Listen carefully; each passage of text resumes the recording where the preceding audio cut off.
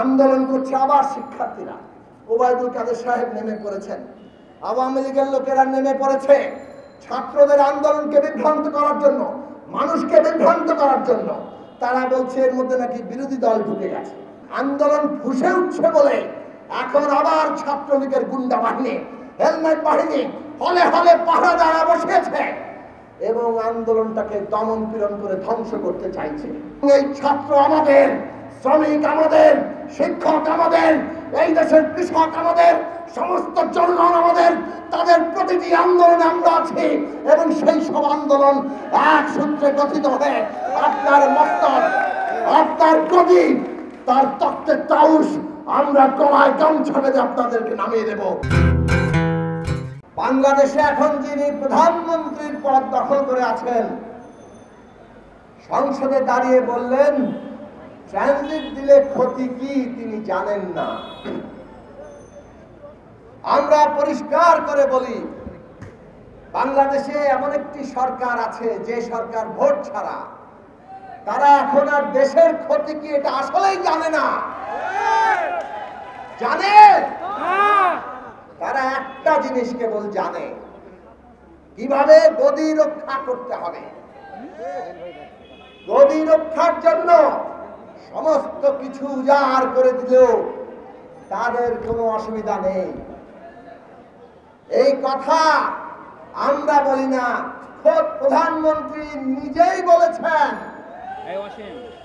তিনি বলেছেন যদি বঙ্গোপসাগর দিয়ে দেই, সেন্ট মার্টিন দিয়ে দেই, তাহলে ক্ষমতায় থাকতে পারি, গদিতে থাকতে পারি। আমরা প্রশ্ন করি, এই যে বিনা ভোটে ক্ষমতায় আছেন, কিসের বিনিময়ে আছেন? বাংলাদেশের কি কি জিনিস কার কার হাতে তুলে দিয়েছেন? পরিষ্কার করে আমাদের নেতৃবৃন্দ বলেছেন, ওই কানেক্টিভিটি, ট্রানজিট, এইসবের নাম করে ভারতকে করিডোর দিচ্ছেন। পরিষ্কার করে মুখ দিয়ে বলতে পারেন না, ভারতের চাহিদা থাকতেই পারে। ভারতের এক অঞ্চল থেকে আরেক অঞ্চল যেতে চিকেন নেট দিয়ে অনেক অসুবিধা, তারা করিডোর চাইতেই পারে। করিডোরকে করিডোর বলেন, আর সুবিধা যখন চাইবেন, বাংলাদেশ কি কি পাচ্ছে আর না পাচ্ছে বাংলাদেশের মানুষ সেটা দেখবে।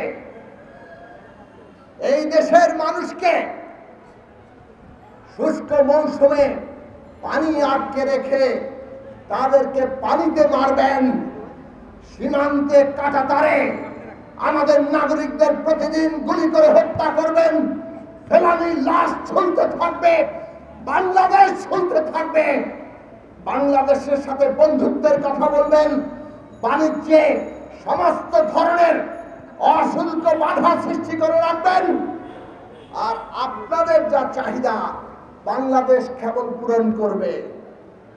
এই রকম অবস্থা তো এই দেশে নির্বাচিত সরকার থাকলে হতে পারবে না। আর এই কারণেই এই রকম একটি বিনা ভোটের সরকার ভারত সহায়তা করে। এইটাও আমরা বলে যাই, এইটাও ওবায়দুল কাদের সাহেব, আওয়ামী লীগের সাধারণ সম্পাদক, পরিষ্কার করে প্রতিদিন বললে আমাদেরকে স্মরণ করিয়ে দেন। ভারত পাশে ছিল বলেই এই নির্বাচন তারা করতে পেরেছেন। কোন নির্বাচন? কোন নির্বাচন? আমি আর দামিন নির্বাচন।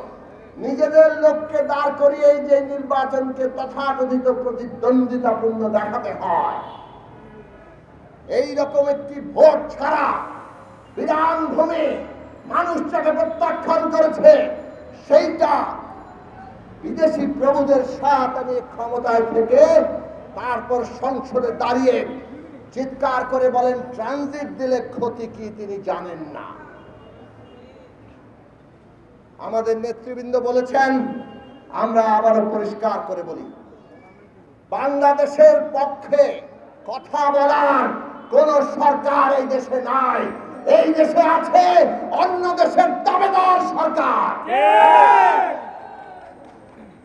বন্ধুরা আমার, এই যে একজন পররাষ্ট্রমন্ত্রী নিয়োগ করেছেন, যিনি প্রায় প্রতিদিন, উনি যে আছেন এইটা আমাদের জানান দেন নানান কিছু বলে, বেশিরভাগই হাসি তামাশার কথা। কিন্তু গতকাল না পরশুদিন আসল কথাটা মুখ দিয়ে বের করে দিয়েছেন। বললেন তিনি প্রধানমন্ত্রী ভারত সফরে গিয়ে ভারতের প্রধানমন্ত্রী নরেন্দ্র মোদীর কাছে চীন সফরের কথা বলেছেন এবং ভারতের বাংলাদেশের প্রধানমন্ত্রী চীনে যাবে এটা নিয়ে ভারতের কোনো আপত্তি নেই। আর কিছু বলার দরকার আছে? বাংলাদেশ কি স্বাধীন সার্বভৌম দেশ? এই দেশের প্রধানমন্ত্রী পৃথিবীর যে কোনো দেশে যাবে, অন্য কোনো দেশের অনুমতি লাগবে? কিন্তু শেখ হাসিনার লাগে। শেখ হাসিনার অনুমতি নিতে হয় এবং তিনি ভারতের প্রধানমন্ত্রীর কাছে চীন যাওয়ার অনুমতি নিয়ে এসেছেন। এই হচ্ছে 53 বছরে মুক্তিযুদ্ধের বাংলাদেশের অবস্থা। এই জন্য আমরা বলি, একটা দেশে যদি ভোট না থাকে, নির্বাচন না থাকে, সেই দেশের গণতান্ত্রিক রাজনৈতিক ব্যবস্থা যদি জনগণকে ঐক্যবদ্ধ রাখতে না পারে, তাহলে সেই দেশের সার্বভৌমত্ব থাকে না। বিদেশি প্রভুর দয়ায় যারা ক্ষমতায় আছে, তারা এইভাবে অনুমতি নিয়ে নিয়ে সব কাজ করবে। উনি নাকি উন্নয়নে ভাসিয়ে দিচ্ছেন। এখন ব্যাংকের রিজার্ভ কত? বাংলাদেশ ব্যাংকের রিজার্ভ এমন তলানিতে যে ঠেকছে, আমদানি করতে পারবে না। $100 বিলিয়ন বাংলাদেশের জনগণের ঘাড়ে বৈদেশিক ঋণ চাপিয়েছে। আর উনি চীন যাচ্ছেন আরো $20 বিলিয়ন ঋণ আনার প্রস্তাব নিয়ে। ক্ষমতায় আবার বসে উনি প্রথম ধাক্কাতে $20 বিলিয়ন চাইতে যাচ্ছেন। ইতিমধ্যে যা ঋণ, তার 5 ভাগের 1 ভাগ ঋণ এক সফরে তিনি চান। অর্থনীতি কোন জায়গায় নিয়ে এসছেন বুঝেছেন? আমাদের দেশের নাগরিক প্রজন্ম থেকে প্রজন্মান্তরে তাদের ঘরে এই বৈদেশিক ঋণ চাপিয়ে দিতে চান। আর এই ঋণ এনে কি করেন? সব কোমর ফাঁস। জেনারেল আজিজ, বেনজির, মতিউর, এই সমস্ত রাষ্ট্রের কর্তা ব্যক্তিরা যারা এই শেখ হাসিনা সরকারকে বিনা ভোটে ক্ষমতায় রেখেছে, তাদেরকে অবাধে লুটপাট করার সুযোগ তারা দিয়েছে। ঋণ করবে, ঋণ শোধ করতে হবে আমার আপনাকে, আমাদের সন্তানদেরকে। আর লুট করবে আজিজরা, বেনজিররা, মতিউররা। পুলিশ বাহিনীর কর্তা ব্যক্তিদের এক একজনের দুর্নীতি ফাঁস হয়, এনবিআর এর ফাঁস হয়। এমনকি সেনাবাহিনী, দেশের স্বাধীনতা সার্বভৌমত্ব রক্ষার গুরুত্বপূর্ণ প্রতিষ্ঠান, আজকে তার সেনা প্রধান পুরো সেনাবাহিনীকে কলঙ্কিত করে ফেলে। এই অবস্থা তৈরি করেছে কে? শেখ হাসিনা নাকি কাউকে ছাড় দেন না। 18 সালের পরে এই জেনারেল আজিজ বলেছিল এইরকম নির্বাচন নাকি তিনি দেখেন নাই। বেনজির সাহেব 14 থেকে 18 দুইটা নির্বাচন গুম খুন নির্যাতন করে সমস্ত বিরোধী দলকে দৌড়ের উপর রেখে জেলে ঢুকিয়ে তারপরে নির্বাচন পার করিয়েছেন। তখন তো বেনজির আহমেদ, জেনারেল আজিজ তারা কার লোক ছিল? এদের তৈরি করেছে কে? শেখ হাসিনা। এদের তৈরি করেছে কে? এই বিনা ভোটের সরকার।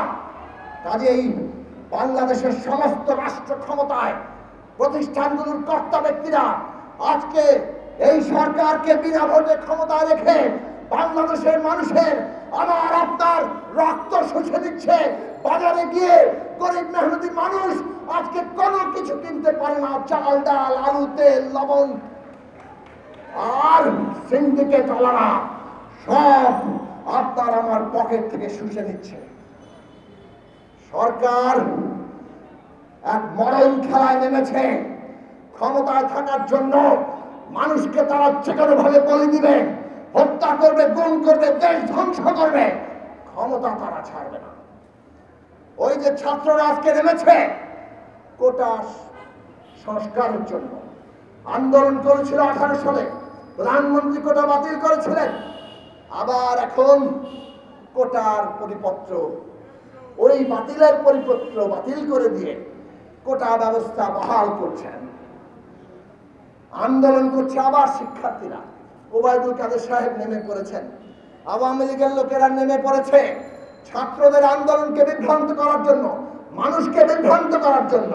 তারা বলছে এর মধ্যে নাকি বিরোধী দল ঢুকে গেছে।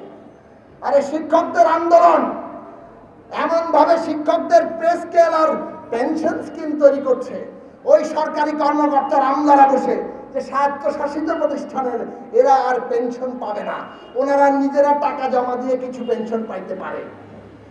এই সব আন্দোলনের উপরে নাকি বিরোধী দল ভর করেছে। পেনশন স্কিম আমরা বাতিল করেছিলাম, কোটা ব্যবস্থায় যে আবার বহাল করলেন আমরা করেছি, আপনারা করেছেন। তার বিরুদ্ধে আন্দোলন হয়েছে, আন্দোলন ফুসে উঠছে বলে এখন আবার ছাত্রলীগের গুন্ডা বাহিনী, হেলমেট বাহিনী হলে হলে পাহারাদারা বসিয়েছে এবং আন্দোলনটাকে দমন পীড়ন করে ধ্বংস করতে চাইছে। আমরা পরিষ্কার করে বলি, সমস্ত আন্দোলন আমাদের। এই ছাত্রদের আন্দোলনের বিরোধী দল কোনো ষড়যন্ত্র করছে না। আমরা পরিষ্কার করে ছাত্রদের আন্দোলনকে সমর্থন জানাই, শিক্ষকদের আন্দোলনকে সমর্থন জানাই এবং এই ছাত্র আমাদের, শ্রমিক আমাদের, শিক্ষক আমাদের, এই দেশের কৃষক আমাদের, সমস্ত জনগণ আমাদের, তাদের প্রতিটি আন্দোলনে আমরা আছি এবং সেই সব আন্দোলন এক সূত্রে গঠিত হয়ে আপনার মস্তক, আপনার গদি, তার তত্ত্বের তাউস আমরা গলায় গামছা বেঁধে আপনাদেরকে নামিয়ে দেব। সেই দিন আসছে, নতুন করে আন্দোলনের প্রস্তুতি দিন। সমস্ত বিরোধী দলকে আমরা ঐক্যবদ্ধ করে গণ আন্দোলন, গণ অভ্যুত্থানের মধ্য দিয়ে আমরা এই সরকারের পতন ঘটাবো। তার জন্য প্রস্তুতি গ্রহণ করুন। গণতন্ত্র মঞ্চ লড়বে, সেই লড়াই আপনারা যোগ দিবেন। আপনাদের সবাইকে সালাম, শুভেচ্ছা।